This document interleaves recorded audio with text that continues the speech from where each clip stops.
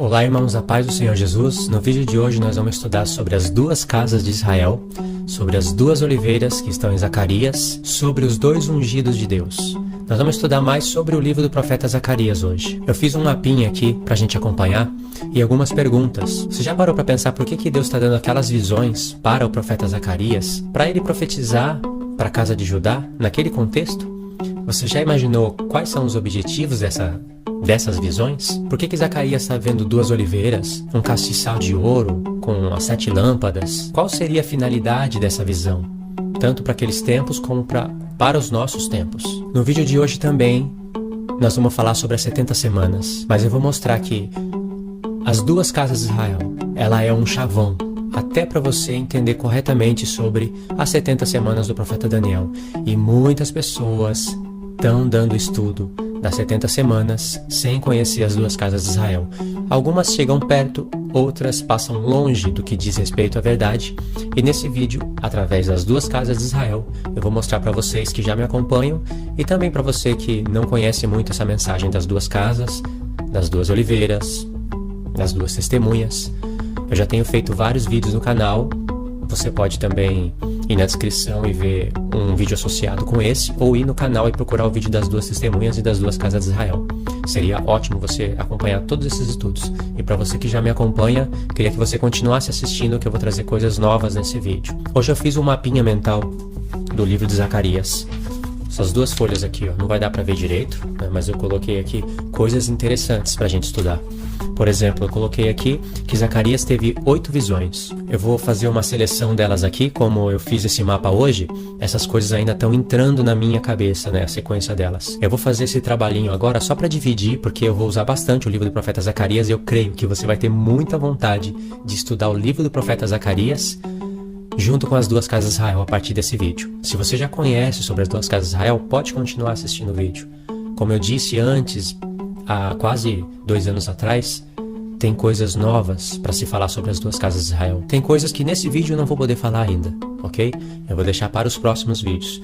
Primeira visão. Ó, Zacarias, que eu marquei aqui, ele teve 8 visões, né? Do capítulo 1 até o capítulo...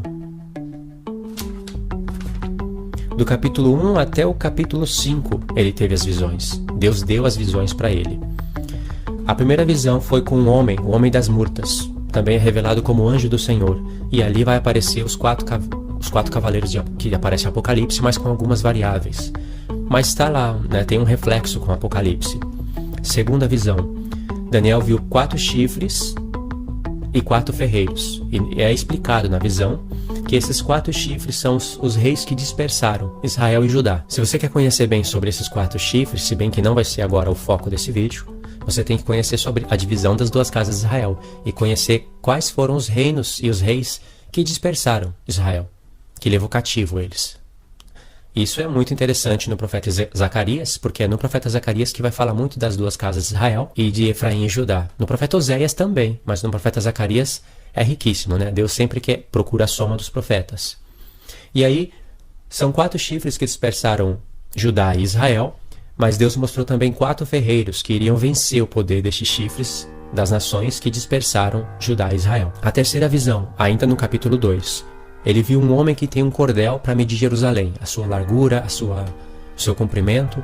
Isso lembra Apocalipse, né? Lembra Apocalipse 11, que foi dado uma vara para João, falado, vai medir Jerusalém. Apocalipse 11 e Apocalipse 21. Jerusalém está sendo medida na sua largura, altura e comprimento. 12.000 estádios, né, de cada um. E Paulo fala disso em Efésios. E eu quero explicar nesse vídeo de onde que Paulo tirou. Em Efésios 3 ele fala da largura, da altura e do comprimento e conhecer o amor de Cristo. E no contexto de Efésios, que isso está no 3, ele está falando de uma edificação de uma cidade. De Zacarias que ele tirou. E aí em Zacarias 3, Deus também vai parar para falar da primeira e da segunda vinda de Cristo, junto, no capítulo 3. A quarta visão foi mostrado o sumo sacerdote Josué, que é Yehoshua, e Satanás, que estava ao lado dele para acusar. Tem muitos detalhes aí sobre esses pontos, eu só estou explicando a visão, não vou explicar esses detalhes agora. E também foi mostrado a pedra, que tinha 7 olhos nela, que Deus ia esculpir ela. E também foi dito que Deus ia tirar a iniquidade da terra em um só dia. Mostrou um sumo sacerdote, mostrou uma pedra com 7 olhos e disse que ia tirar a iniquidade da terra em um só dia. Isso é muito interessante porque já liga direto com Daniel 9. É o objetivo das 70 semanas. O final de transgressão, final de pecado e expiação da iniquidade. Só que aqui é um contexto bem profético. Essa foi a quarta visão. A quinta visão está no capítulo 4. Foi mostrado uma menorá, né, um candeeiro, e ali tem duas oliveiras, uma à direita e outra à esquerda. Foi dito que aquela menorá... Tem muitos detalhes, né? Não vou ler tudo agora. Só fiz um mapinha aqui pra gente entender. Foi mostrado que essa menorá, que esse candeeiro, tem os 7 olhos que percorrem por toda a terra. E você vai ver uma associação. No capítulo 4, a pedra tem 7 olhos. No capítulo 5, a menorá tem 7 espíritos, que são os 7 espíritos de Deus que percorrem por toda a terra. Essa mesma ideia, essa mesma visão vai aparecer em Apocalipse 4 e 5. Um cordeiro, como tendo sido morto, ele tem 7 chifres, 7 olhos. E vai falar que os sete olhos do cordeiro são os 7 espíritos de Deus que percorrem por toda a terra. Lá em Apocalipse, onde você vai ver uma menorá, sendo 7 igrejas, né, com todos esses detalhes. Essa foi a quinta visão, que se encontra no capítulo 4. Também é importante entender que essa visão foi a palavra para Zorobabel. Então nós temos que entender qual é o objetivo dessa palavra. Porque essa visão foi para Zorobabel, aquele que estava na Babilônia e que colocou o fundamento da casa de Deus. Então a gente tem que entender por que essa visão que foi mostrada para Zorobabel, quando ele colocou o fundamento da casa de Deus para edificar, por que essa mesma ideia está aparecendo em Apocalipse? Porque é a mesma ideia, a mesma visão. Essa foi a quinta visão no capítulo 4. No capítulo 5, nós vamos ter a sexta e a sétima visão. No capítulo 5, na sexta visão, você vai ver um rolo voante, que é a maldição que sai por toda a terra. Essa palavra maldição, ela contém muita revelação, porque ela está ligada a uma mulher. Logo em seguida, na visão, número 7, foi mostrado um efa com uma mulher, e ela é impiedade, essa mulher. Por que está mostrando uma mulher? Por que ela é a impiedade? Tudo isso dá para entender, não de uma hora para outra, mas dá para explicar, em conexão com todos os pontos anteriores, com todas as visões anteriores. Nenhuma visão foi dada de modo aleatório para Zacarias. Todas são representantes do tempo do fim, melhor dizendo, né? Falando muito mais a respeito da última semana do profeta Daniel do que de todos os tempos. Se bem que elas falam de todos os tempos, né? Para tudo existe uma construção de cenário. O anticristo não pode operar na Terra sem uma construção de cenário, de reinos, de tudo preparado.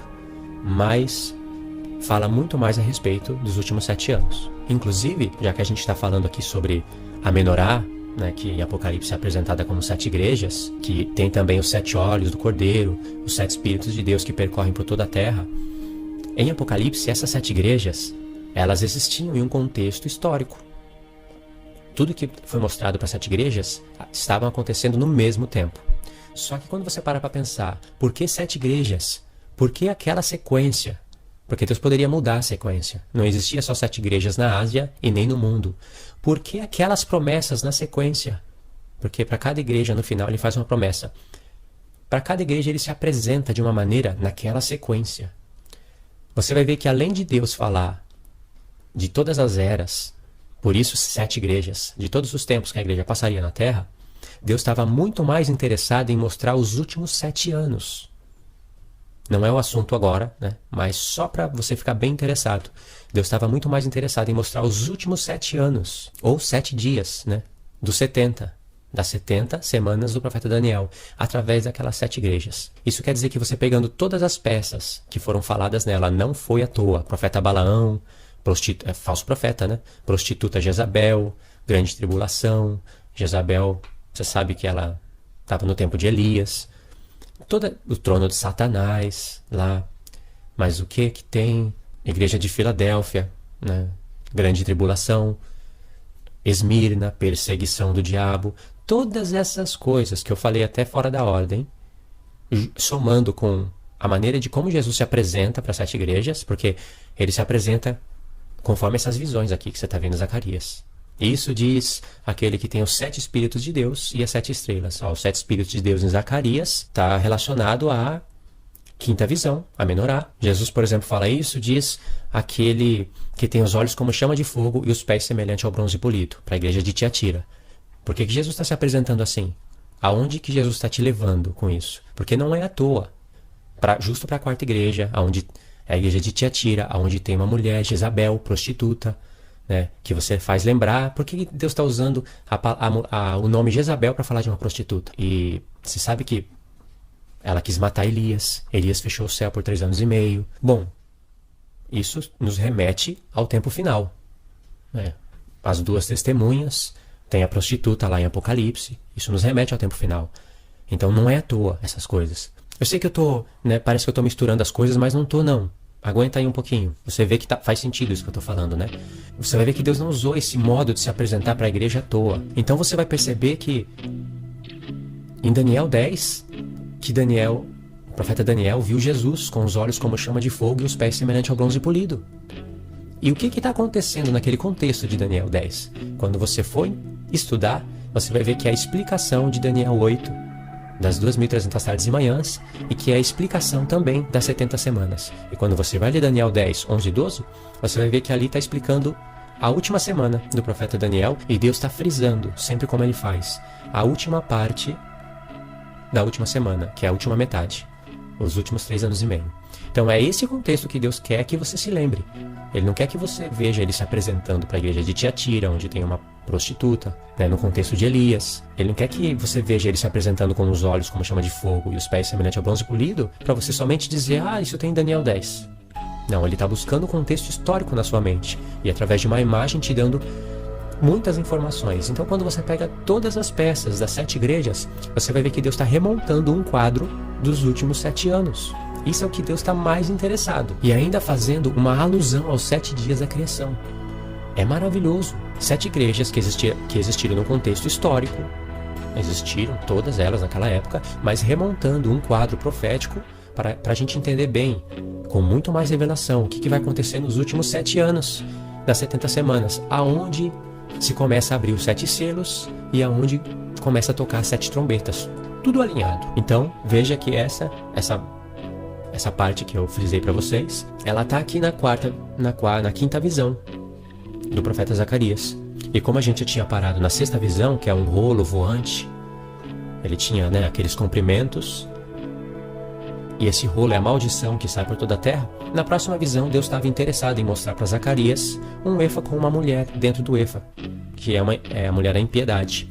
Aí 2 mulheres com asas de cegonha pegaram o efa, levantaram ele entre o céu e a terra e levou para a terra de Sinar. Na terra de Sinar é onde está a Babilônia. Era a terra onde estavam os deuses de Nabucodonosor.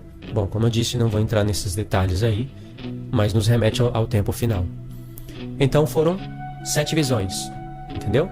Lembrando das 7 visões, do capítulo 1 do profeta Zacarias até o capítulo 5, ele tem essas 7 visões, na verdade é 8, né? Esqueci da 8ª aqui. A 8ª visão, ele vê 4 cavaleiros, que faz lembrar bem os cavaleiros de Apocalipse, e é explicado que são os 4 ventos do céu.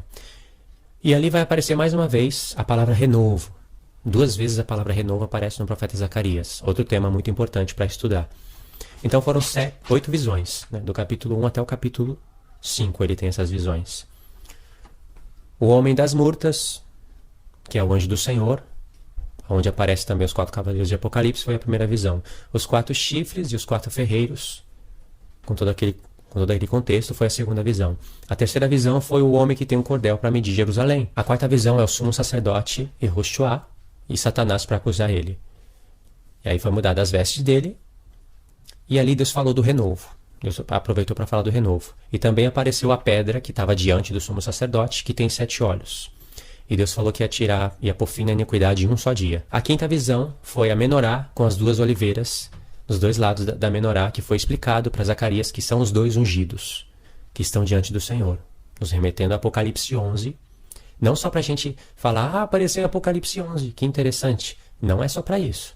Você precisa entender a ideia aqui. Por isso que não pode nunca deixar de entender o contexto histórico, original, literal, para entender o espiritual depois. 6ª visão foi o rolo voante que contém a maldição. 7ª visão foi aquela mulher dentro de um efa, que é a impiedade, sendo carregada por 2 mulheres com asa de cegonha. E 8ª visão, os 4 cavaleiros de Apocalipse, sendo dito que são os 4 ventos do céu, e ali aparecendo o renovo. Essas foram as visões, ok? Aí eu separei um outro papel aqui, que eu marquei 7 pontos no livro do profeta Zacarias, que fala de Cristo. Se você usar com perfeição o livro do profeta Zacarias, você vai ver que Deus usa 7 pontos para falar da primeira vinda do Messias, da sua morte, da sua ressurreição e da sua volta, sem precisar ir para outros profetas, usando somente Zacarias. É claro que Deus procura a soma dos profetas. Se você for buscar os outros profetas, fica tremendo isso, né? Mas eu separei aqui 7 pontos, que é o que dá pra gente estudar também. E você vai ver como tudo isso está tudo relacionado com as duas casas de Israel. Se você não conhece sobre as duas casas de Israel, o livro do profeta Zacarias e outros profetas é semelhante a um livro fechado, um livro oculto. Você lê e não pode entender, porque você não entende o que Deus está falando a nosso respeito. Você só pode entender o que Deus está falando para o passado. Você não vai entender Deus profetizando através de um contexto histórico. Você não vai entender a grande jogada que Deus fez. Se você conhece sobre as duas casas de Israel, você coloca os judeus em um cerco, aonde eles têm que cair no Novo Testamento. Eles têm que reconhecer a Cristo, por causa das duas casas de Israel também. Porque quando se fala de duas casas de Israel, se fala de plantação, e quando se fala de plantação, como tem no livro do profeta Zacarias, só que eu não quero falar das festas nesse livro, agora, né, não falar todos os detalhes, porque desvia um pouco o assunto, né, tem que explicar, às vezes a pessoa não conhece muito bem as festas, então, mas está relacionado. Quando se fala das duas casas de Israel, se fala de plantação, quando se fala de plantação, se fala das primeiras chuvas e das últimas, e a chuva serôdia está aqui no profeta Zacarias, e quando se fala de chuva, você tem que entender para que caía a chuva na terra de Israel, porque quando Israel não obedecia a Deus, Deus fechava as janelas do céu, para não cair chuva. E sem chuva eles não têm primícias. Sem primícias, o povo tem fome. As primícias trazem justiça para o povo, porque as primícias alimentam o povo. Não é só para as pessoas receberem as primícias e colocar no bolso. Era para alimentar o povo. E primícias não era nem dinheiro, era alimento, era frutos da terra. E se o povo não desse as primícias para Deus, eles não seriam aceitos na terra, porque as primícias traria aceitação para o povo na terra. Daí que vem Cristo, as primícias. E quando as outras nações não obedeciam a Deus, Deus não fecha a janela dos céus. Para as outras nações, Deus fecha em Israel, porque eles receberam muito. E para quem Deus muito deu, Ele cobra muito também. Bom, por que eu falei tudo isso até agora? Porque quando você vai olhar para as visões que o profeta Zacarias teve, você vai perceber que entre essas visões, Deus falando algumas coisas, por exemplo, anunciando a vinda do Messias, falando para o povo se animar, porque qual é a finalidade da mensagem do profeta Zacarias? Para que Deus deu essa mensagem para eles? Foi Zacarias e Ageu que profetizaram, 2 testemunhas. Eu até marquei aqui, num outro papel, uma coisa que eu achei muito interessante. Eu estava escutando o profeta Zacarias, né, através do YouTube hoje. Enquanto eu fazia as coisas, eu estava escutando o livro. Eu tenho o hábito de escutar bastante e anotar. Se você não anota, pouca informação você vai reter. Você não vai entender o porquê das coisas. E eu anotei o seguinte, que lá em Zacarias, Deus vai falar de 2 oliveiras, 2 ungidos, vai ter Zorobabel e Josadaque, que esses nomes revelam coisas para a gente a respeito de Cristo. Vai falar das 2 casas de Israel, vai falar de Ageu e Zacarias, vai falar das 2 testemunhas, e ele vai falar de Efraim e Judá, que são as 2 testemunhas lá em Apocalipse. São 7 coisas que eu anotei aqui, que eu achei muito interessante. Por que você acha que no capítulo 4, Deus está mostrando 2 oliveiras para o profeta Zacarias e fala, essas 2 oliveiras são os meus 2 ungidos que estão diante do Senhor do Deus de toda a terra. E lá no capítulo 8, Deus vai falar para as 2 casas de Israel. Qual é a associação disso? E no capítulo 9, você vai ver Deus falando de Efraim e Judá. Você vê que quem não conhece as 2 casas de Israel é um livro fechado, selado, lacrado. A pessoa não pode entender isso. Então, as mensagens, se alguém te perguntasse hoje qual foi a finalidade das visões do profeta Zacarias no contexto histórico, você saberia responder? Quando você vai ler Zacarias e Ageu, você precisa ler Neemias e Esdras. Zacarias e Ageu, Neemias e Esdras, esses 4 profetas, eles entram em Daniel 9, do verso 24 ao 27. Sabe e entende, desde quando for dada a ordem para edificar e restaurar Jerusalém, até o Messias, o príncipe, haverá 7 semanas e 62 semanas. E vai falar que as praças se reedificarão, mas em tempos angustiosos. O ponto de partida para edificar aquela cidade, aquele templo, no tempo de Neemias, o ponto de partida era o decreto. E a partir daquele ponto de partida começaria a contar 70 semanas. As 70 semanas são contadas e repartidas visando aquele tempo. Você não pode esquecer disso. As pessoas se perdem nessa conta. Elas começam o ponto de partida olhando para o tempo de Neemias e se perdendo na conta. Vai parar na semana 69 no tempo de Cristo e o tempo que começou lá no passado.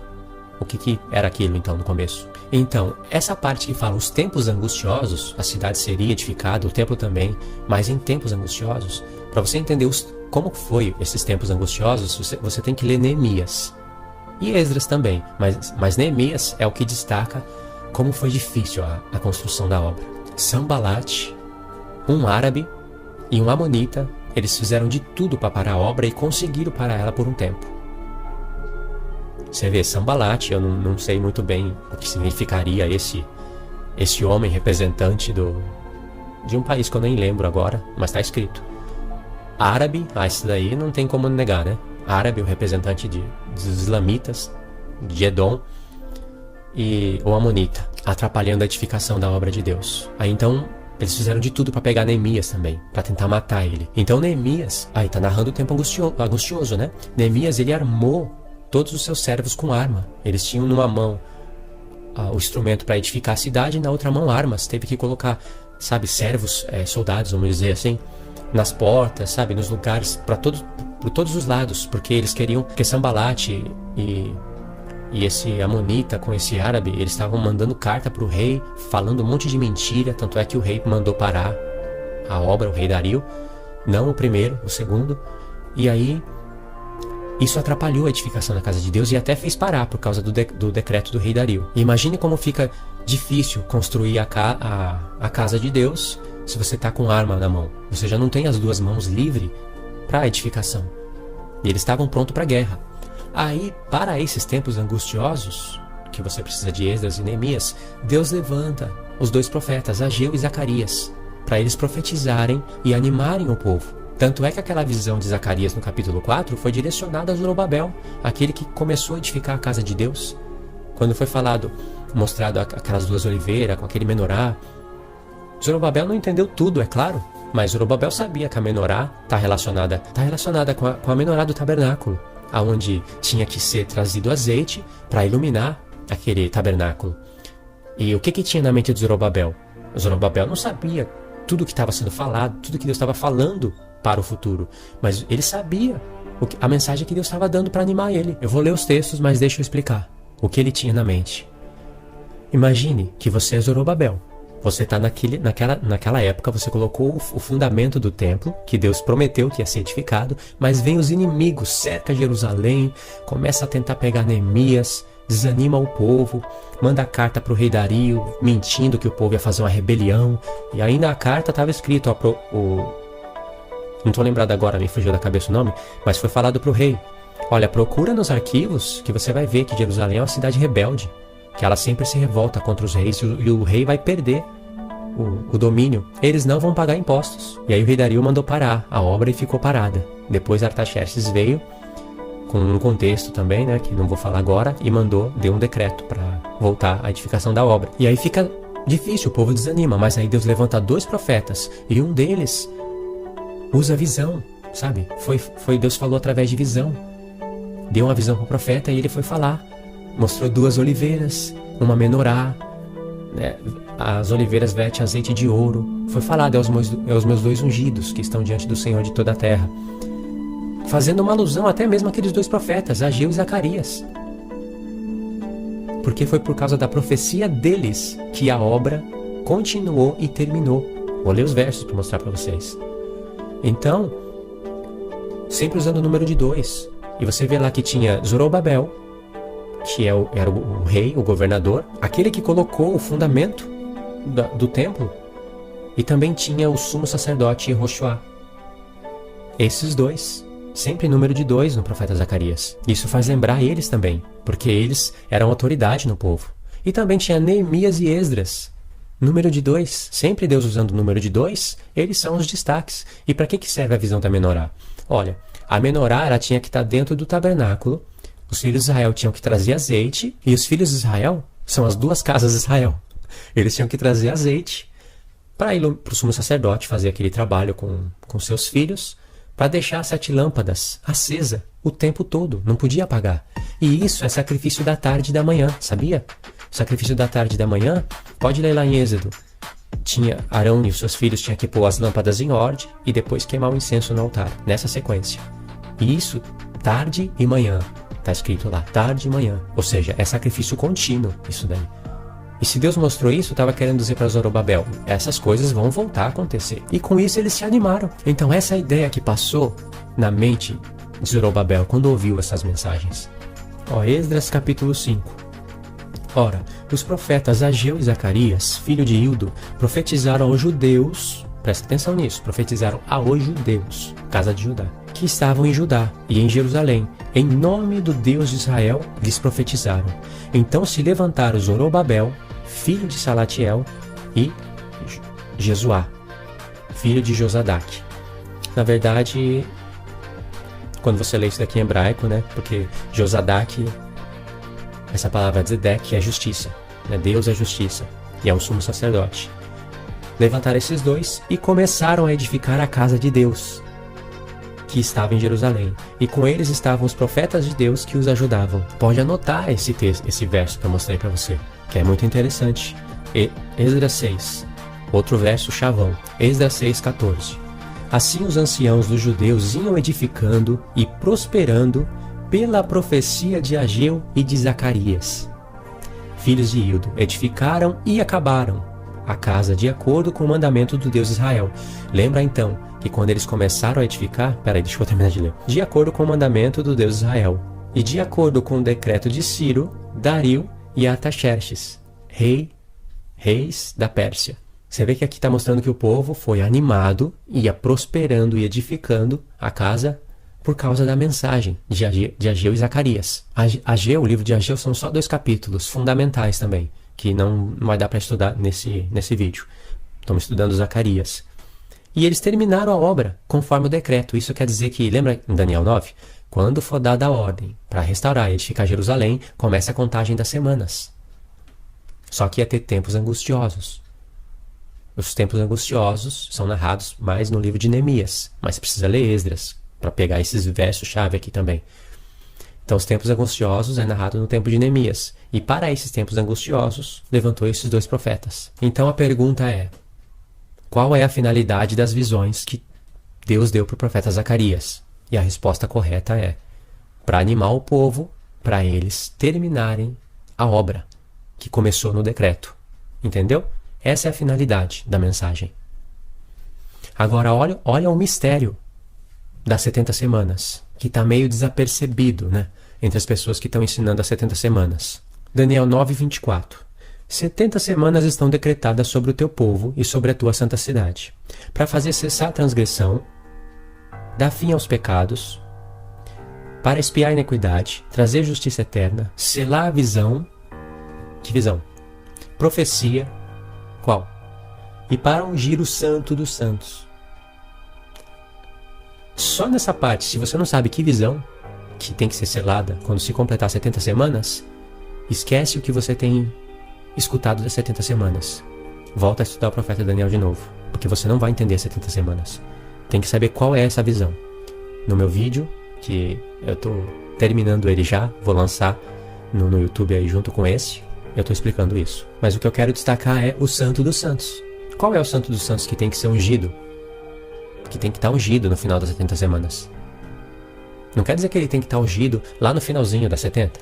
Pode ser em qualquer parte das semanas. Mas tem que estar ungido. E essa unção do santuário, você tem que entender também qual é a linguagem, o que significa isso na mente deles. Tem que ler Êxodo. O santuário ele é ungido uma vez por todas, quando ele é edificado. Tem a ordem de ungir. Você unge o altar, vai ungindo tudo que está no tabernáculo até chegar lá na Arca da Aliança, o Santo dos Santos, e é consagrado a Deus. Não precisa ficar ungindo todo ano. Só que se o santuário é derrubado, então ele precisa ser levantado e ungido. Era o caso na oração de Daniel, que estava pedindo, orando a respeito do santuário que estava arrasado e que voltaria a ser profanado no tempo da Grécia. Aí que está o mistério, um grande mistério, que nem vamos, porque isso é a visão. Isso é o que se refere à visão.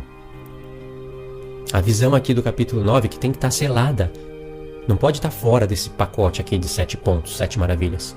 Tem que estar confirmada a visão e ungindo o Santo dos Santos. Essa visão é do capítulo 8. E aí Deus vai fazer você calcular as coisas e receber muita informação espiritual. E as pessoas não estão fazendo esse cálculo. Estão fazendo cálculo em semanas de anos, mas estão esquecendo do contexto histórico, do que está realmente querendo dizer aqui. Para Deus poder nos revelar o futuro através do desenho do passado. Só que se você não enxerga o desenho do passado, o que vai ser te revelado? O que você vai entender sobre o futuro? Deus usa o contexto histórico para profetizar para o futuro. Deus sempre usou o contexto histórico sem que você anule ele, mas que você entenda ele, para através dele você entender o futuro, através do contexto histórico desenhado para você.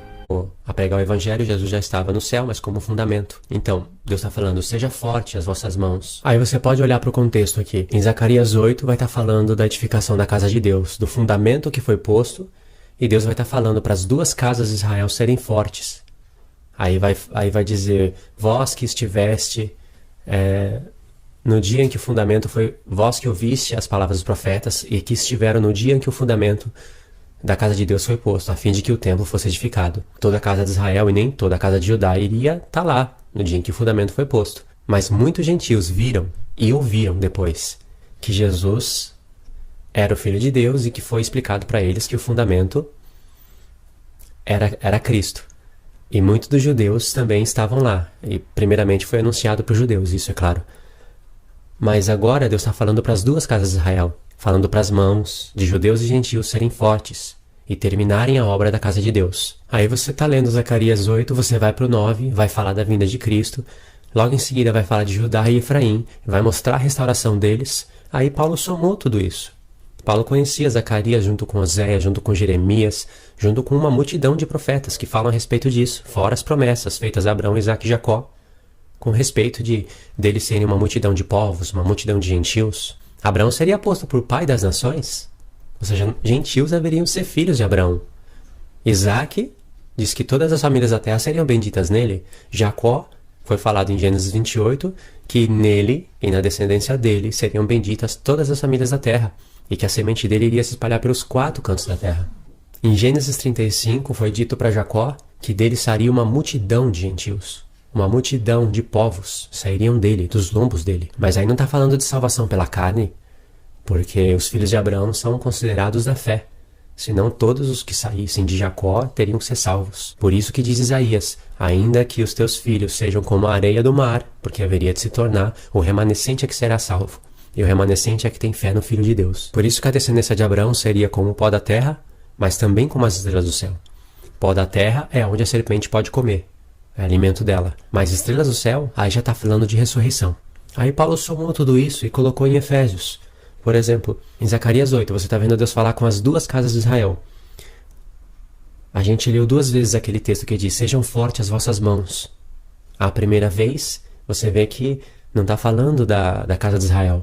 Então você entenderia, bom, está falando com o povo daquele contexto de vida. Mas a segunda vez, Deus está falando com as 2 casas de Israel. Aí eu te mostrei que em Zacarias 9, mostra que Jesus viria e evangelizaria paz, né? Falaria de paz para os gentios. Eles haveriam de voltar para Deus.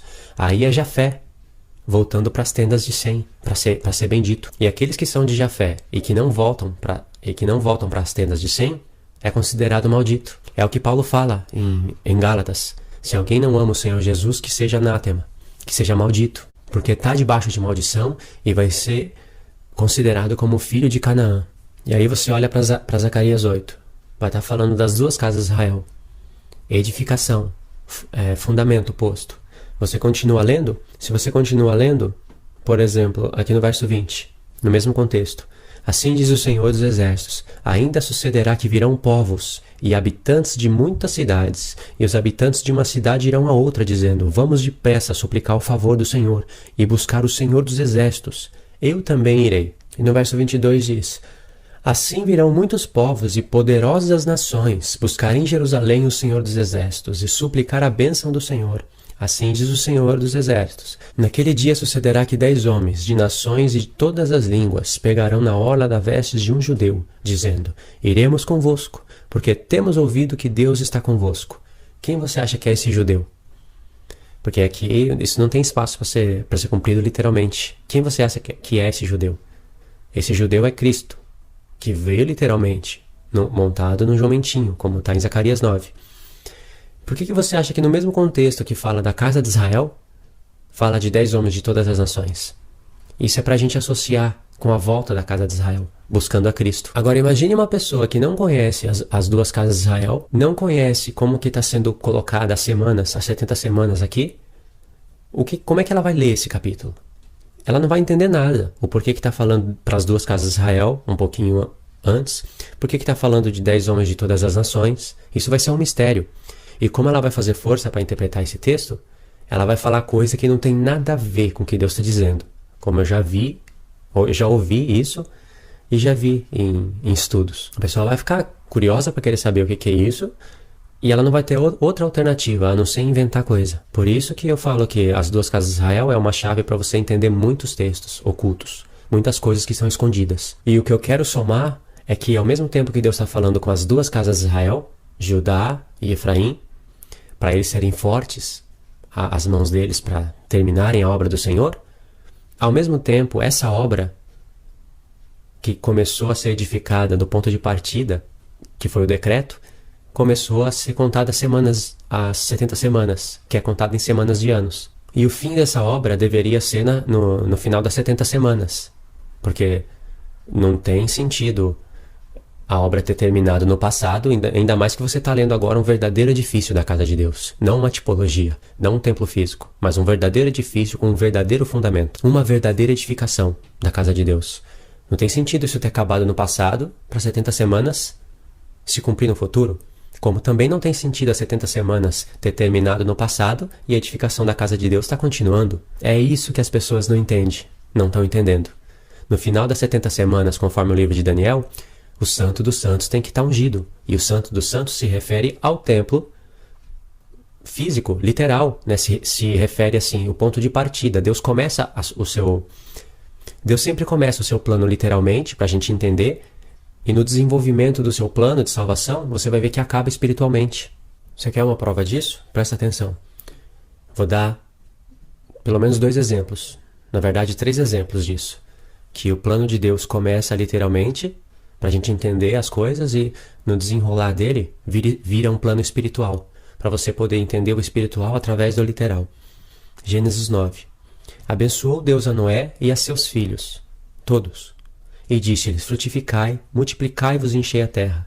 Terão medo e pavor de vós todo animal da terra, toda ave do céu, tudo que se move sobre a terra e todos os peixes do mar. Terão medo e pavor de vós todo animal da terra, toda ave do céu, tudo que se move sobre a terra e todos os peixes do mar, nas vossas mãos são entregues. Aí Deus vai falar uma série de instruções aqui para Noé e para os seus filhos.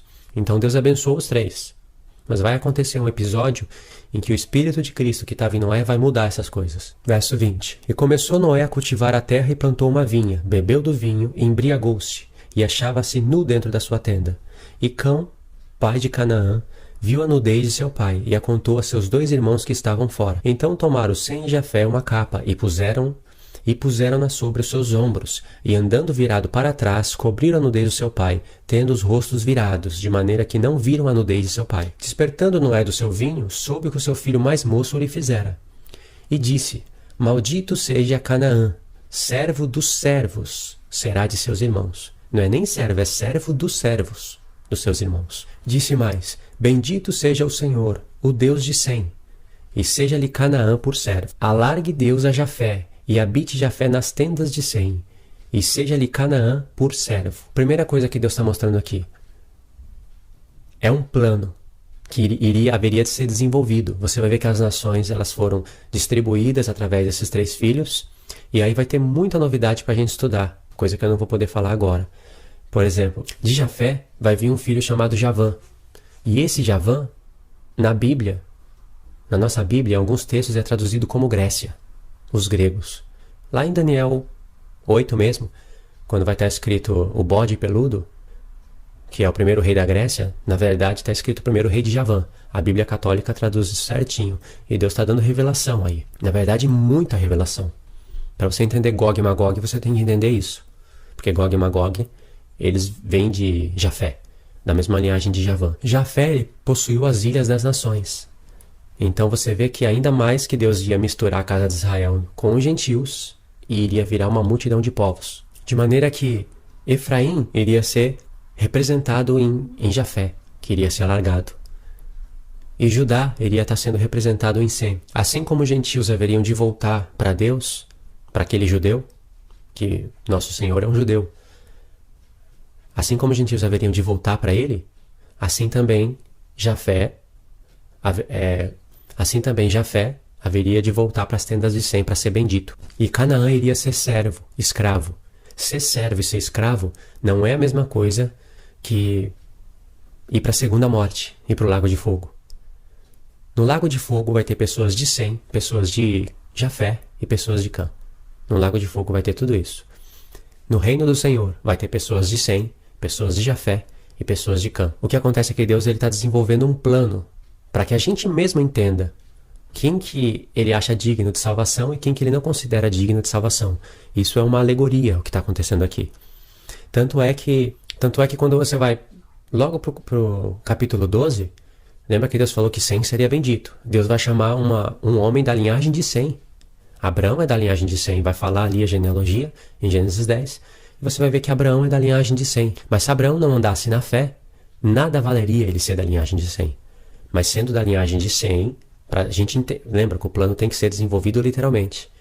Ele sendo da linhagem de Sem, ele vai andar na fé. Deus vai trabalhar com ele. E o plano de Deus que trabalhou na vida de Abraão é semelhante ao nosso da fé. Por exemplo, Abraão ele creu que ao terceiro dia a sua descendência iria ser levantada dos mortos. Quando Abraão foi levar Isaac para ser oferecido no Monte Moriá, justo aonde lá futuramente seria edificado Jerusalém, era o terceiro dia no qual ele disse: nós vamos lá, vamos adorar a Deus e voltaremos. Quando o escritor de Hebreus leu isso, o escritor de Hebreus entendeu que Abraão creu que Deus era poderoso para ressuscitar a sua descendência dos mortos, e isso era o terceiro dia. Por isso que Paulo, em Romanos 4, fala que nós somos justificados na fé de Abraão, com a mesma fé dele, nos passos dele. Por isso que Deus fala para Abraão: em ti serão benditas todas as famílias da terra. Todos aqueles que andarem na sua fé, nos seus passos, serão benditos. O plano da linhagem é para a gente entender como se sucedeu as coisas, para Deus poder, através da linhagem literal, projetar as promessas. Mas depois Deus vai invertendo as coisas, mostrando que ou você está vendo contradição sem parar na palavra, ou você está vendo algo espiritual sendo desenvolvido através de um plano literal. Porque Deus é espiritual e as palavras dele são espirituais. Aí Deus chama Abraão e fala: ora, o Senhor disse a Abraão: sai da tua terra, da tua parentela e da casa de teu pai, para a terra que eu te mostrarei. Farei de ti uma grande nação. Abençoar-te-ei e engrandecerei o teu nome, e tu serás uma bênção.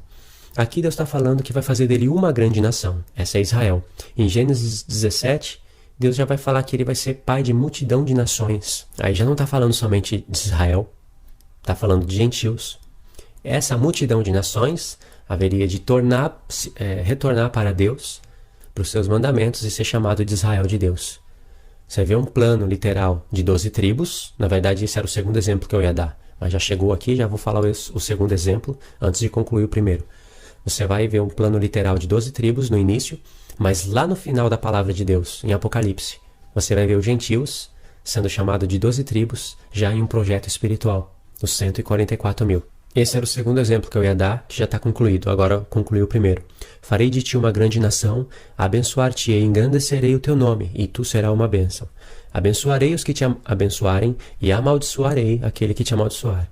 E em ti serão benditas todas as famílias da terra. Você vê que Abraão vem da linhagem de Sem, literalmente, porém Deus faz um plano com Abraão, sabendo que ele tinha fé, fazendo com que Abraão andasse na fé.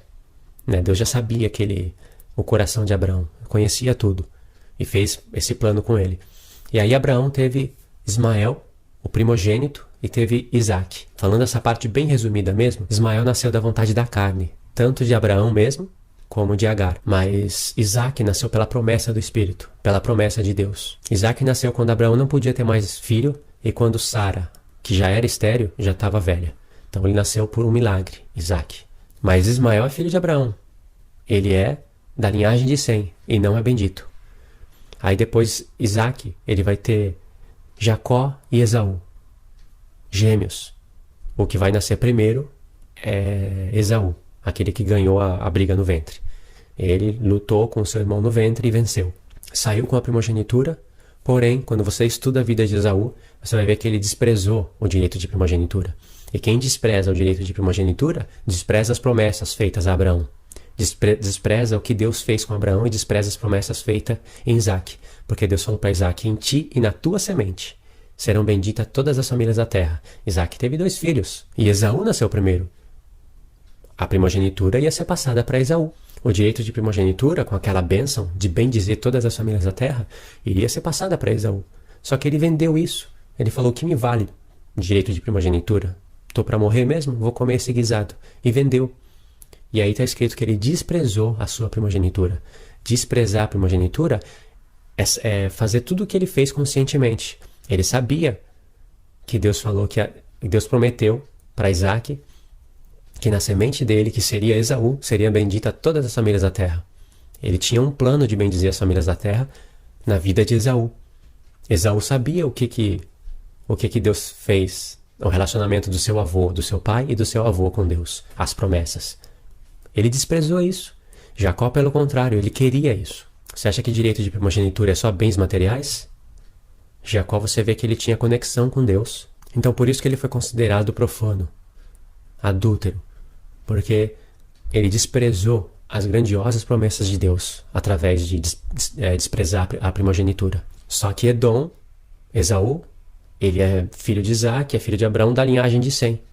Você vê que Deus está mostrando aí que não é pela carne. A salvação, a herança, a eleição não é pela carne, nem pelo sangue. Aí você vai lendo versos da palavra, por exemplo, em Isaías 66, Deus vai chamar pessoas de Tubal, descendentes de Cã, para serem sacerdotes. Essas pessoas vão andar nos passos de Abraão.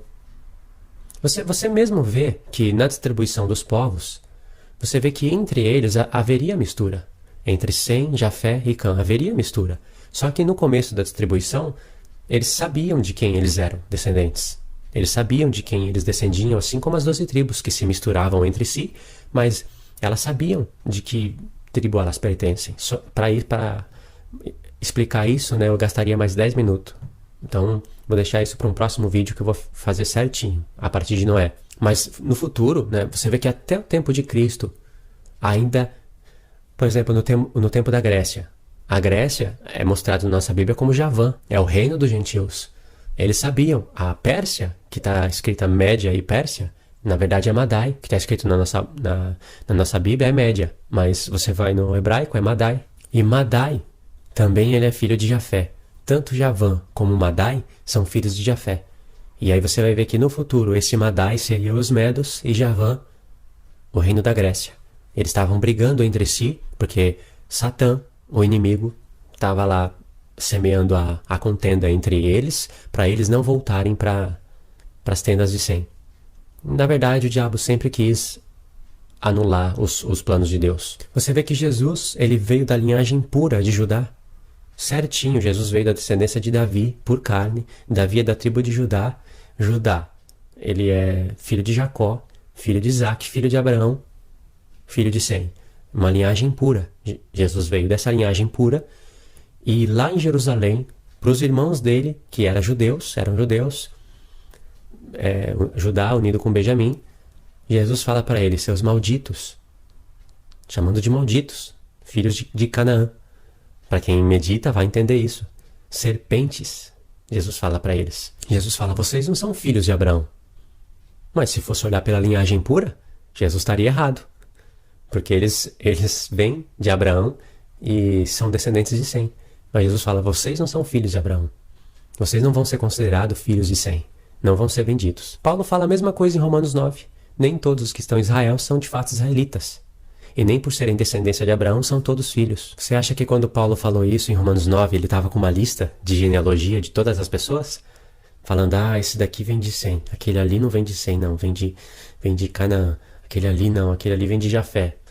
Paulo não estava falando isso. Paulo entendeu o plano espiritual. Então, esses foram os exemplos que eu dei para mostrar que a salvação não é pela carne e nem por linhagem, mas sim pela fé, por andar nos passos de Abraão. Mas Deus Ele bola um plano, um projeto e desenrola ele através das tribos, para a gente entender essas coisas. Aí então, voltando lá para o livro de Zacarias, você vai ver que no mesmo livro de Zacarias, onde Deus mostra uma menorá, né, com 7 canudos, que tinha 7 lâmpadas e 2 oliveiras, uma à direita e outra à esquerda, ele explica que aquelas 2 oliveiras são os 2 ungidos dele, que se acham diante do Deus de toda a terra. Nesse mesmo livro, você vai ver Deus falando para as 2 casas de Israel serem fortes. Você já viu uma associação aí.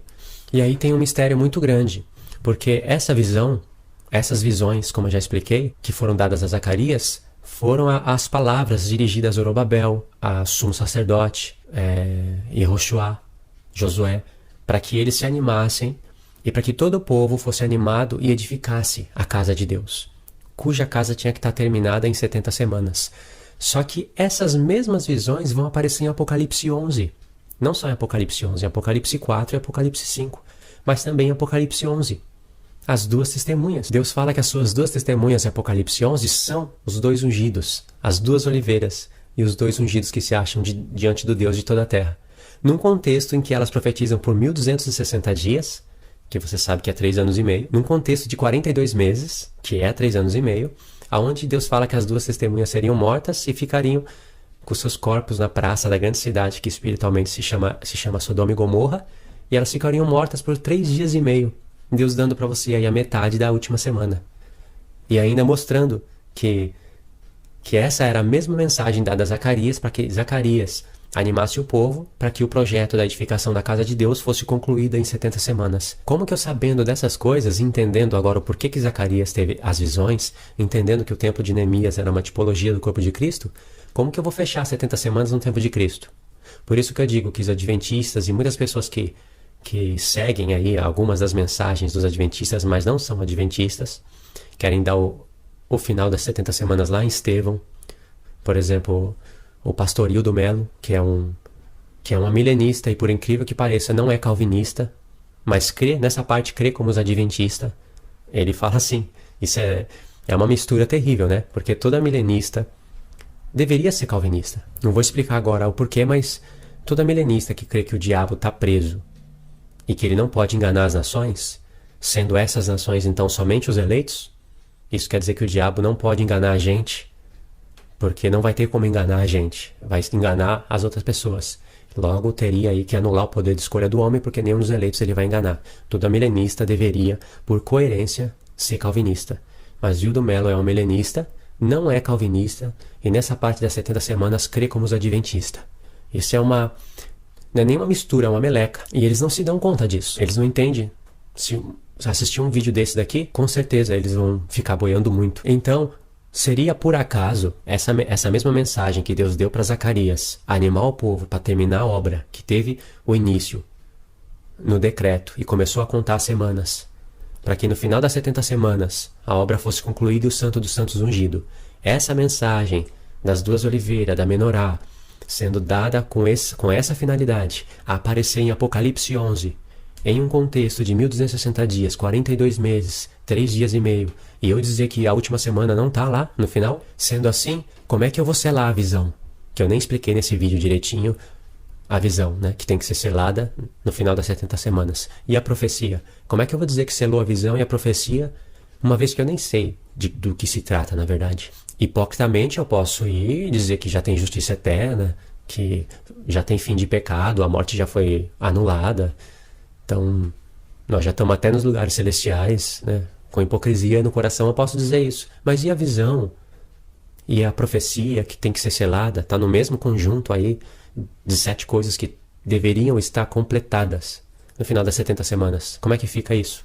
Aí quando você vai ler Zacarias direitinho, que eu creio que você vai fazer isso agora e anotar, quando você lê, faz o que eu fiz. Anota quantas visões são, anota os capítulos, né? Por exemplo, no capítulo 1, tal visão. No capítulo 2, tal visão. Aí você separa, né? Eu anotei assim, até o capítulo 5, Zacarias teve 8 visões. Até o capítulo 5. Aí depois você grava, né? Mais ou menos como é que são essas visões, porque vai aparecer em Apocalipse de novo. Então não é por acaso isso daí. Até o jeito que Jesus se apresenta para as 7 igrejas, ele coloca algumas dessas visões de Zacarias. como eu já expliquei no início do vídeo, Jesus não fez isso só pra gente falar, isso tem em Zacarias. Não foi essa a finalidade de Deus, foi pra gente se lembrar do contexto. E as 7 igrejas, você sabe onde elas foram representadas, né? Na Menorá. As 7 igrejas foram representadas na Menorá. Esse é o mistério. Quando Jesus fala, o mistério dos 7 candeeiros são as 7 igrejas, e as 7 estrelas são os 7 anjos das 7 igrejas. O mistério não é só isso. Jesus não está falando assim, isso significa isso e isso e aquilo. O mistério foi, quando Jesus ligou essas coisas, foi para que você entendesse depois todo o contexto. Quando você for ler Zacarias, você vai ver que o mistério é muito grande mesmo. Só que tem que ler com muita atenção. Em Zacarias capítulo 3, a visão e a mensagem está sendo direcionada para o sumo sacerdote, para animar ele, Josué. Aí depois no capítulo 4, a visão vai ser direcionada para Zorobabel, para animar ele. Aí depois no capítulo 6, a visão volta a ser direcionada, apesar que não tem visão no capítulo 6, mas a mensagem volta a ser direcionada para o sumo sacerdote, para animar ele. E aí você tem que entender o que se passava na mente deles no contexto daquela época, porque eles não entendiam tudo o que estava sendo falado. De maneira nenhuma que eles podiam entender tudo. Mas como eles tinham o tabernáculo na mente, Esdras, ele era mestre na lei de Deus. Neemias conhecia. Zorobabel, o sumo sacerdote, conhecia essas coisas.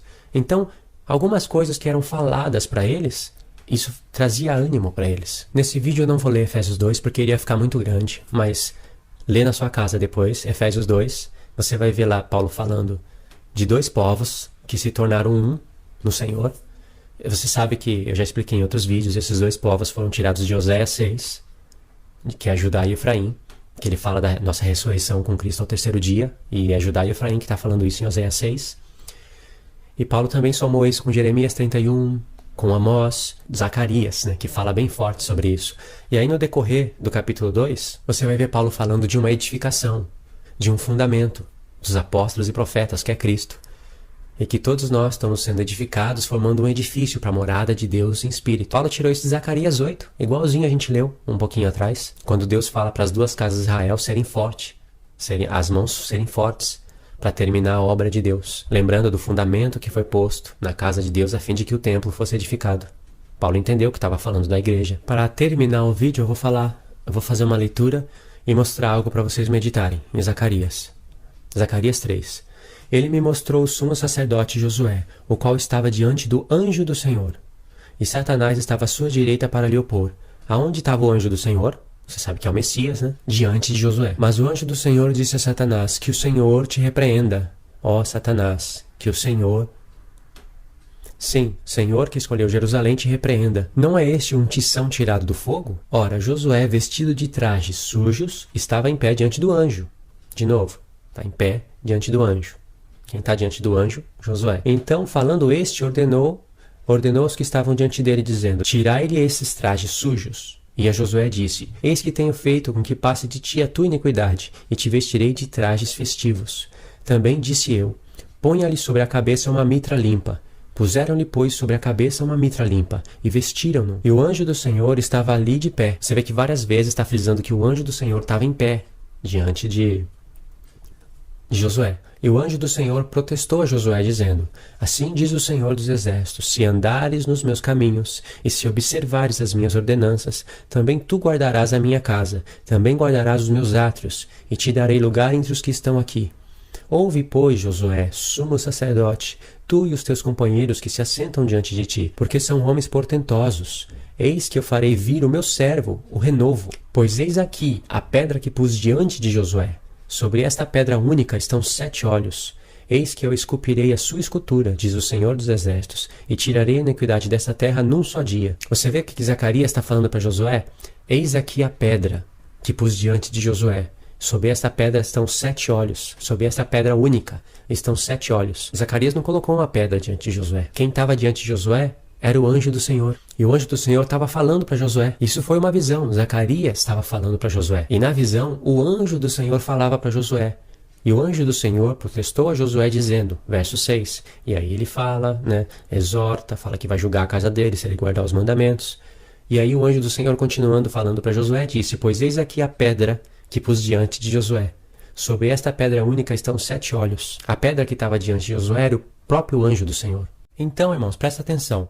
70 semanas estão determinadas sobre o teu povo e tua santa cidade. Quase todos os irmãos pensam que o povo de Daniel está se referindo somente a judeus e a tua santa cidade, a Jerusalém terrestre.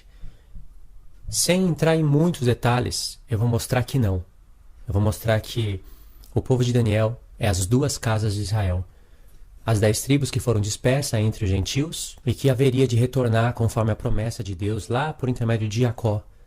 Mas claramente lá em Oséias 1, quando fala da rejeição da casa de Israel e da dispersão, já fala da volta deles. E quando Deus chama as 10 tribos de volta para se unificar com a casa de Judá, ele não está chamando pessoas de linhagem de sangue ou de qualquer outro tipo de coisa que alguns judeus messiânicos querem ensinar através das duas casas de Israel.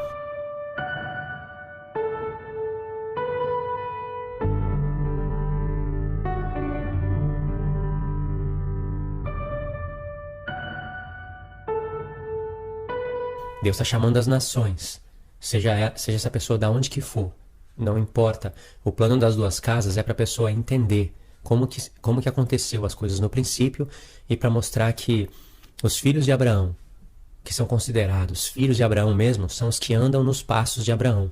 Os filhos de Sem, que Sem seria bendito. Os filhos de Sem não é somente aqueles que vêm da linhagem de Sem. Mas os filhos de Sem são os filhos de Abraão. E os filhos de Abraão são considerados os da fé, os que andam nos passos de Abraão e creem em Deus como Abraão creu. Se estivesse falando só de linhagem, de sangue, né, tem que entender o plano literal. Mas se estivesse falando só disso, Ismael não poderia ser escravo. Porque Ismael, ele é filho de Abraão, da linhagem de Sem. E o que falar de Edom? Esaú, ele é filho de Isaac, que é filho de Abraão, da linhagem de Sem. Não é da linhagem de Jafé e nem de Cã.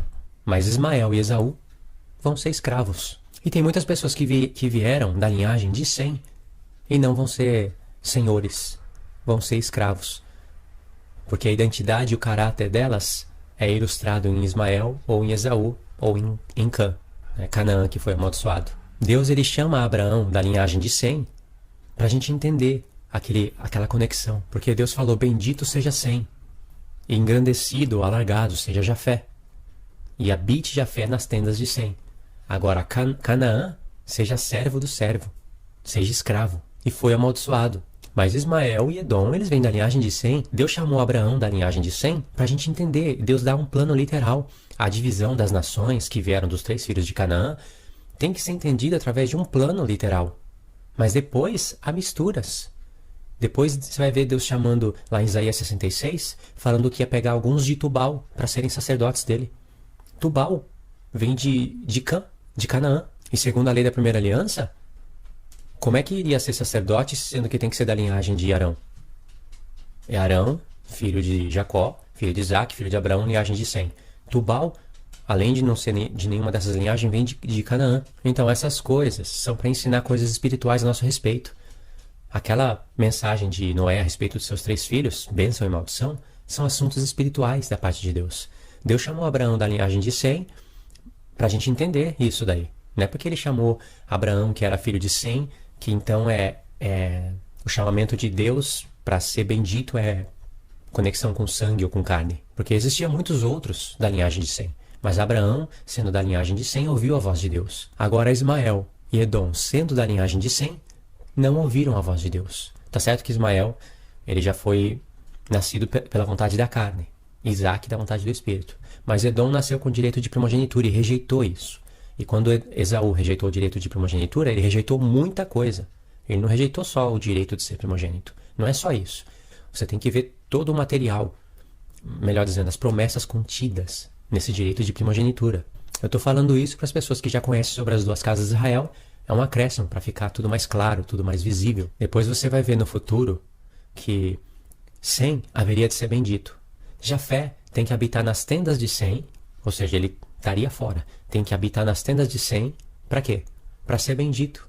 E Jafé seria alargado. Isso vem por intermédio dos gentios. O plano que Deus desenvolveu através das promessas. Para Abraão, Isaac e Jacó, caindo em Efraim. Iria voltar. E o diabo não queria. Ele quis impedir Jafé de ir para as tendas de Sem, para não ser bendito. E aí Deus chama Abraão da linhagem de Sem, de propósito e fala: Abraão, em ti serão benditas todas as famílias da terra. Você acha que todas essas famílias da terra seriam da linhagem de Sem? Para ser benditas? Porque Abraão foi bendito, mas porque ele andou nos passos de Deus, ele andaria nos passos de Deus, sendo da linhagem de Sem. Mas todas as famílias da terra que haveriam de ser benditas seriam da linhagem de Sem, com toda a mistura que aconteceria no futuro. Então isso daí já é um caminho para a gente entender melhor sobre as duas casas de Israel. Deus já misturou as 10 tribos no meio das nações para mostrar que não tem nada a ver com carne e sangue. João mesmo fala, no começo do seu evangelho, que a pessoa não é nascida por carne e nem por sangue, mas pela vontade de Deus. Entendeu? Volto aqui agora nas 70 semanas.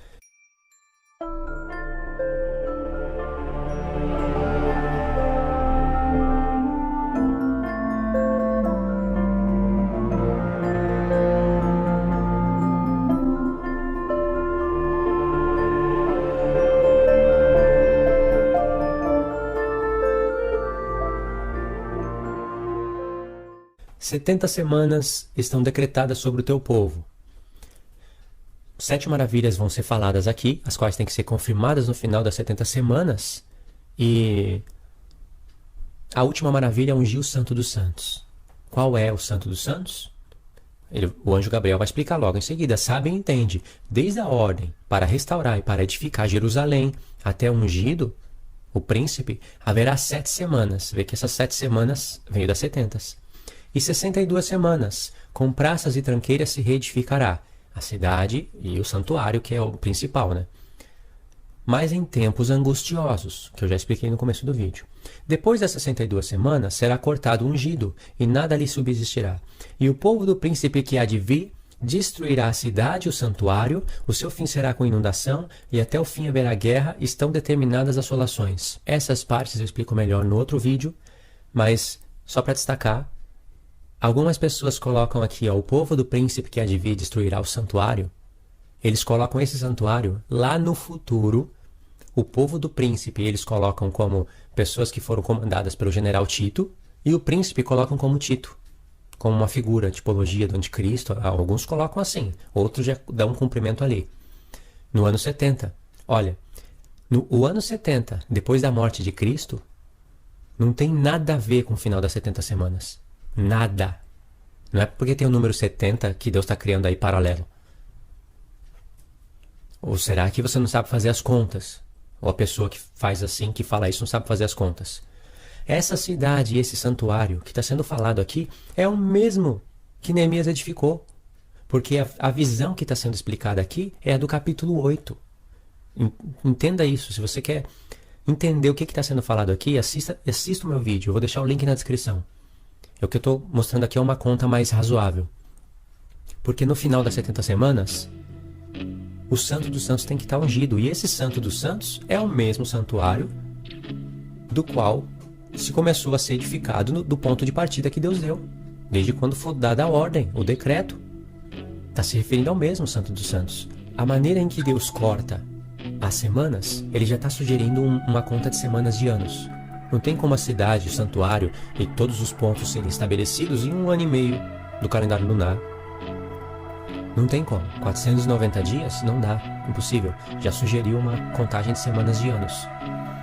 O ponto de partida da contagem foi o decreto, não foi? De Neemias?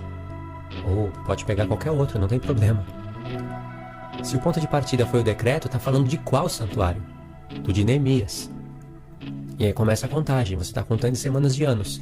Na semana 69, você encontra com Cristo, o Messias. Só que o tempo pelo qual se iniciou a contagem das semanas já foi terminado no passado, no tempo dos persas. Foi ungido, porque para ser usado tem que ser ungido. Foi profanado no tempo da Grécia. E ficou como uma tipologia. Isso daí. Porque é isso que está sendo explicado aqui. Então você chegou na semana 69 e aí você vai dizer, o Santo dos Santos está ungido já? Ah, tá, o Santo dos Santos está ungido. Então, se você está falando que é o templo de Neemias, o Santo dos Santos foi ungido lá no tempo dos persas. E aqui, na semana 69, já está falando de outro templo. Mas não é isso que o anjo Gabriel está falando. Ele está falando do mesmo templo. Como é que você vai dizer que o Santo dos Santos foi ungido lá no passado? E as demais coisas? O que vem antes da unção do Santo dos Santos? Não tem que ser lá a profecia?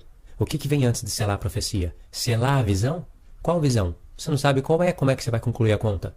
Antes de selar a visão, não tem que ser estabelecida uma justiça eterna? Tem. Cadê a justiça eterna? Antes de vir justiça eterna, não tem que ser vir a expiação da iniquidade? E antes disso, não tem que ter fim de pecados? E antes do fim dos pecados, não tem que ter o cessar da transgressão? Cadê essas coisas? Como é que você vai falar que só um ponto, o Santo dos Santos, foi ungido? Jogando isso no passado, e aí o resto jogou para o futuro, já se perdeu nas contas porque não sabe nem de que templo está falando. O templo de Neemias está sendo usado como uma tipologia do verdadeiro templo de Deus. O fundamento que Zorobabel colocou para edificar a casa de Deus, que se iniciou a contagem das 70 semanas, aquele fundamento é tipológico. Aquele fundamento falava a respeito de Cristo. Você está entendendo o que eu estou falando?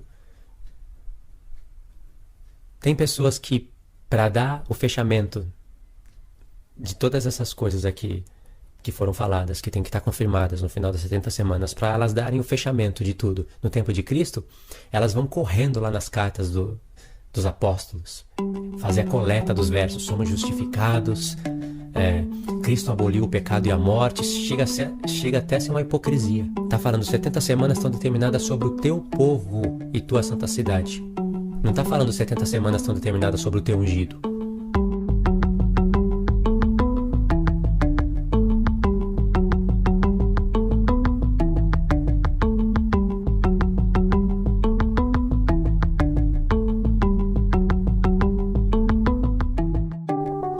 Cristo aboliu a morte e o pecado nele primeiro. Ele é o primeiro de tudo, ele não fez tudo junto com o povo. Ele é o primeiro da Páscoa, é o primeiro das primícias, ressurreição dos mortos é o primeiro a ser revestido de poder, é o primeiro a tocar trombetas, é o primeiro a ascender aos céus. Ele é o primeiro em tudo. Paulo explica isso, ele fala, ele tem a primazia em todas as coisas. Não adianta falar que usar textos dos apóstolos, nos quais eles estão com aquela ideia, né, aquela confissão de fé, que as coisas do futuro já podem ser faladas como no presente, como se já estiveram cumpridas. Ele nos abençoou com todas as bênçãos espirituais nos lugares celestiais. Você acha que você está no lugar celestial? A milenista usa esse verso. Ele nos ressuscitou e nos fez assentar nos lugares celestiais. Você coloca o pé na terra, né? Não vai viajar através desse verso, não. O que Paulo está falando, ele está trazendo a conclusão de todo o plano de Deus através do sacrifício de Cristo. Mas ainda falta os eventos desenrolar. Paulo, ele não pecava mais? Será que Paulo não cometia mais nenhum pecado porque Jesus aboliu a morte? Ou seja, nem deveria morrer? Ah, mas Paulo não morreu, ele dormiu em Cristo. Está dormindo, está descansando em Cristo, mas provou da morte. Ele confessa, somos justificados, né? Fomos salvos, mas tendo a mente em coisas futuras. Por isso que ele mesmo fala da redenção futura. Mas se Jesus fez a redenção na cruz, por que ele está falando da redenção futura? Pedro fala da salvação que está para se revelar no futuro. Não adianta ir lá na carta de 1 João dizer que quem peca é do diabo, então Jesus aboliu a morte, anulou o pecado. João fala, ele se manifestou para destruir o pecado. João está com as semanas de Daniel na mente. É verdade. O pecado foi destruído? Foi. Ele não está no mundo, o pecado? O pecado não está no mundo? O pecado não está na nossa carne, mesmo com o espírito na gente? Se Jesus viesse e fizesse tudo de uma vez só, não existiria o mistério da fé.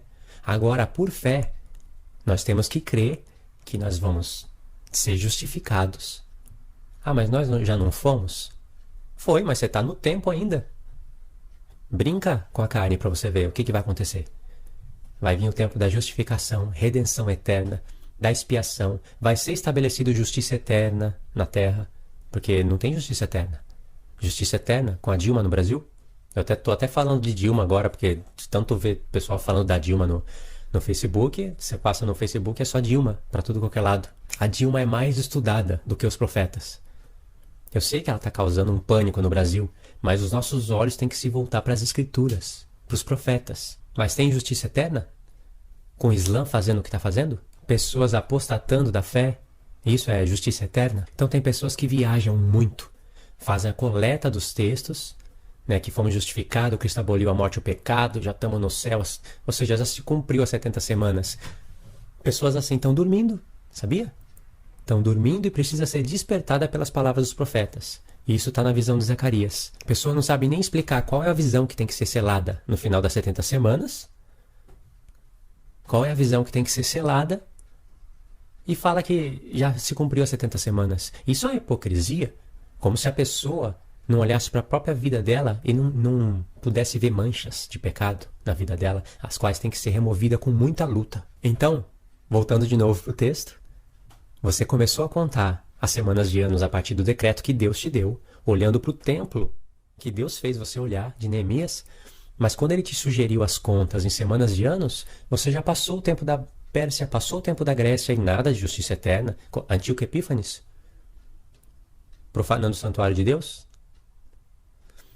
Chegou no tempo de Roma, Nero, todos aqueles outros que perseguiram a Igreja de Deus por muitos anos, depois a Igreja Católica Romana, justiça eterna. Ou seja, você chegou no tempo de Roma, na semana 69, e aí as pessoas ficam brigando. Se cumpriu no Estevão as 70 semanas, né? Cristo é aquele que fez uma aliança com muitos por uma semana, então se cumpriu Estevão, como é que... E a conta? Você começou a fazer a conta olhando para o templo de Neemias. O santuário tem que ser ungido, o Santo dos Santos tem que ser ungido no final das 70 semanas. E você perdeu isso. E ainda eu poderia falar mais coisas, porque um dos pontos-chave aqui é a visão que tem que ser selada.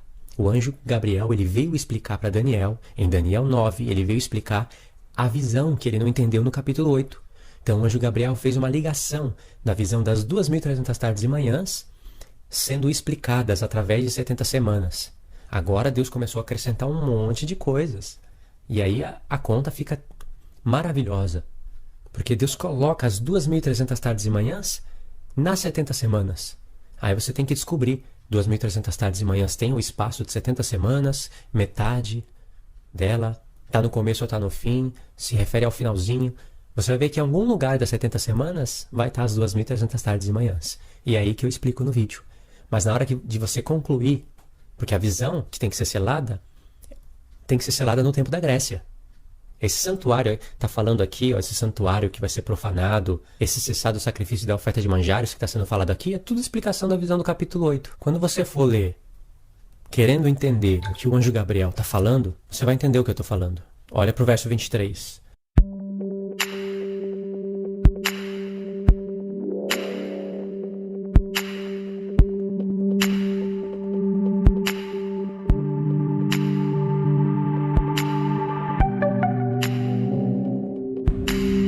No princípio das tuas súplicas saiu a ordem, e eu vim para te declarar, pois é muito amado. Considera, pois, a palavra e entende a visão. Qual é a visão que Daniel não entendeu? É a do capítulo 8 que ele não entendeu. 2.300 tardes e manhãs. O anjo Gabriel falou, eu estou sendo enviado para te explicar a visão. Só que agora Deus vai dar um quadro de 70 semanas para explicar a visão. E é essa visão que está sendo explicada. Logo em seguida, ele vai dizer, no verso 23, ele fala, atenta nas minhas palavras e entende a visão.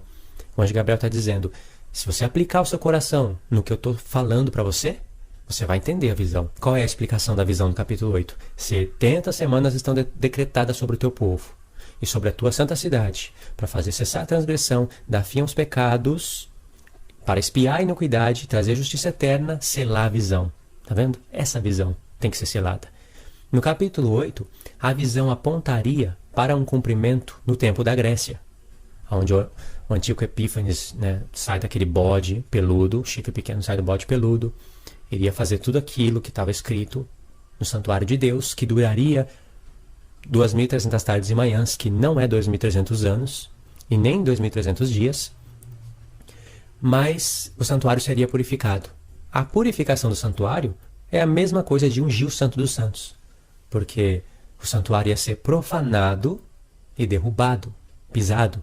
Então haveria de se reerguer, precisaria de ungir, não tudo, mas precisaria erguer o que foi profanado, precisaria de ungir e aí purificar o santuário. E a purificação do capítulo 8 ainda está apontando para mais coisas das festas. Então quando você fosse fazer as contas em semanas de anos, sabendo que está explicando então a visão do capítulo 8. Então tem que ser selada no tempo da Grécia.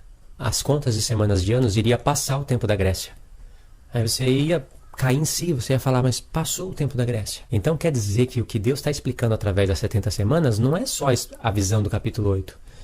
Deus está explicando que não pode ser selada a visão, fazendo as contas em semanas de anos, a visão não pode ser selada no tempo da Grécia. Mas se cumpriu a visão no tempo da Grécia, se cumpriu em partes. As 2.300 tardes e manhãs aconteceu uma vez, mas agora essas 2.300 tardes e manhãs entraria no cálculo das 70 semanas, o qual cálculo iria fazer você passar do tempo da Grécia. Então Deus ia criar uma tipologia no passado. Para você entender melhor isso que eu estou dizendo, assista o vídeo que eu estou recomendando para você. Então você dá para entender que a conta não está sendo feita corretamente. As pessoas não estão explicando qual é o selamento da visão, qual é o selamento da profecia, aqui. Não entenderam que o anjo Gabriel está vindo explicar a visão do capítulo 8, quando ele disse, eu vim explicar a visão do capítulo 8. E no final do capítulo 8, confirma Daniel falando, eu não entendi a visão. Então as pessoas não estão se ligando que para entender o que está sendo falado aqui em Daniel 9, do verso 23 ao verso 27, é preciso de ler Neemias, Esdras, Ageu e Zacarias e fazer as contas dos cálculos das semanas. E entender o que o próprio anjo Gabriel está falando aqui, que não seria tão difícil se a gente lesse direitinho. Agora vê bem como Deus está usando a tipologia do templo de Neemias com o cálculo das 70 semanas, tendo em vista a visão do capítulo 8 de Daniel. Deus está usando tudo isso, veja bem, tudo isso, para falar a respeito de uma edificação do corpo de Cristo, que é a igreja. Em Zacarias 8, vamos começar pelo 8. Depois veio a minha palavra do Senhor dizendo, assim diz o Senhor dos Exércitos, zelo por Sião com grande zelo, e com grande indignação por ela estou zelando. Assim diz o Senhor, voltarei para Sião, e habitarei no meio de Jerusalém. Jerusalém chamar-se-á a cidade da verdade, e o monte do Senhor dos Exércitos, monte santo. Olha, voltarei para Sião. É o Senhor que está falando. Para alguém voltar para um lugar, ele tem que um dia ter estado lá. Ele tem que um dia ter estado lá nesse lugar. Aonde é que ele esteve? Se as pessoas não conhecem aqui, o que está sendo dito aqui, Deus ainda vai explicar para você no capítulo posterior, Zacarias 9. Não muito distante desse contexto. Alegra-te muito, ó filha de Sião, Zacarias 9:9. Alegra-te muito, ó filha de Sião, exulta, filha de Jerusalém, eis que vem a ti o teu rei. Ele é justo e traz a paz e a salvação. Aqui já está falando de um rei de justiça, de um rei de paz e que é salvador. Melquisedeque está falando aqui. Ele é humilde e vem montado sobre um jumento, sobre um jumentinho, filho de jumenta. Você está vendo que faz sentido Deus falar que ele vai voltar para Sião?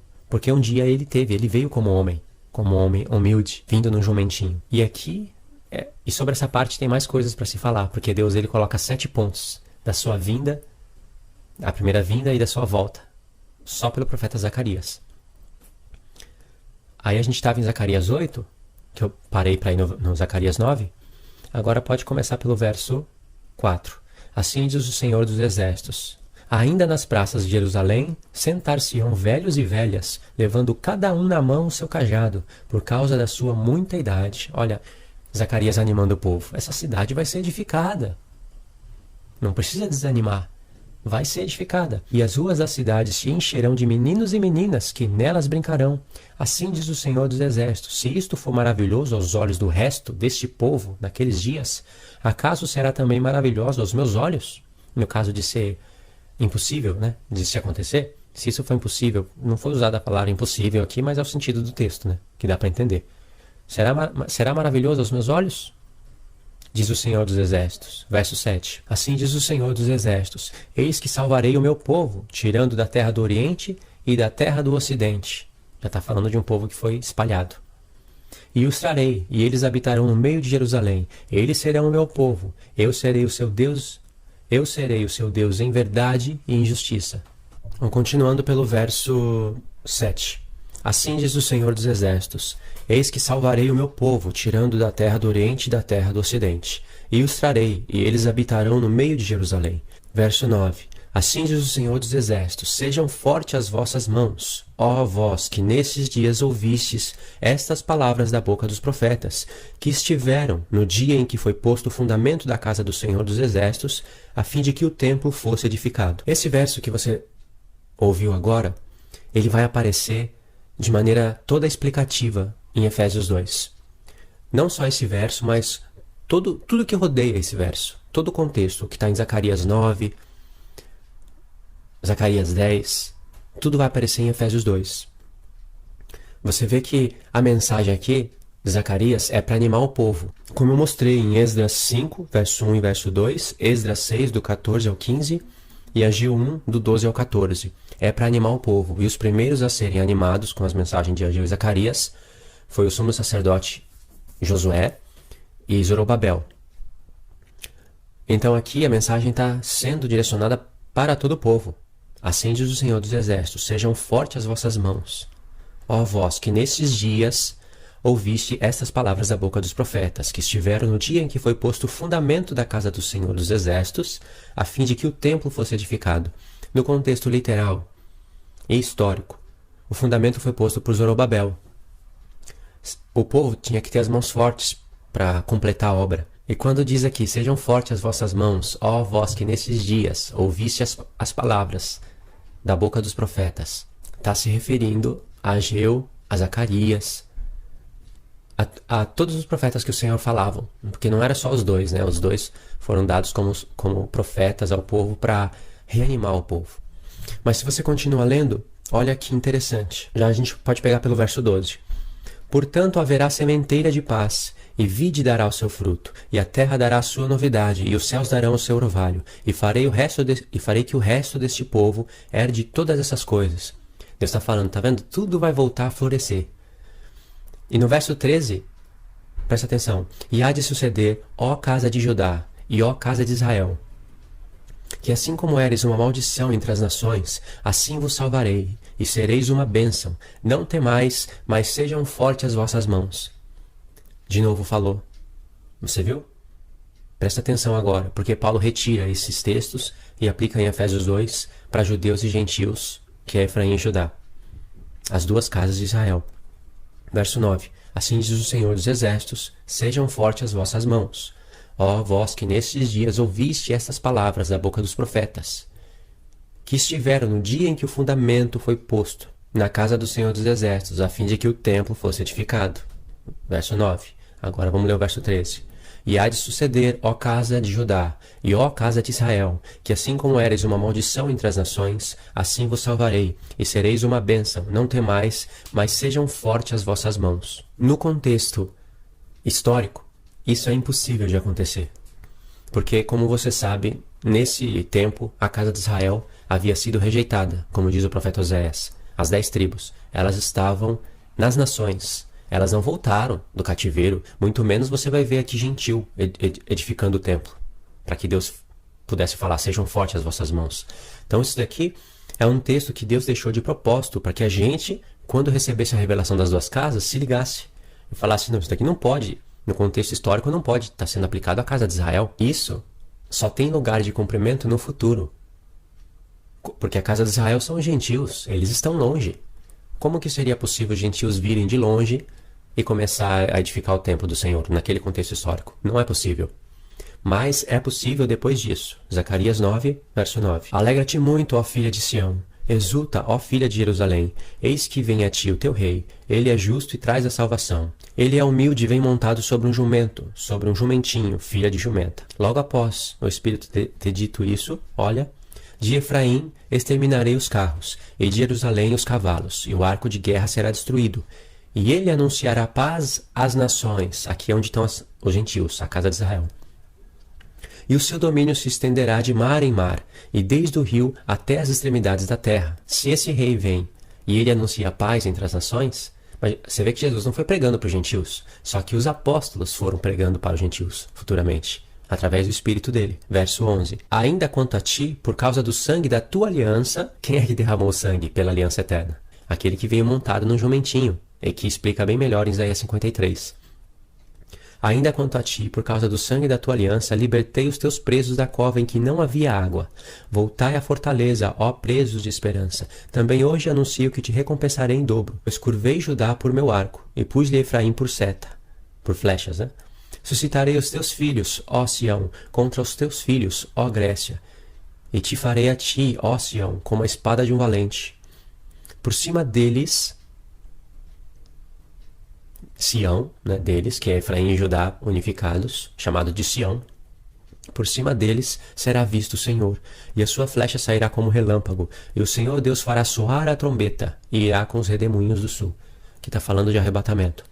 O Senhor dos exércitos os protegerá, e eles devorarão, e pisarão os fundibulários. Também beberão o sangue deles como vinho, e encher-se-ão como bacias de sacrifício, como os cantos do altar.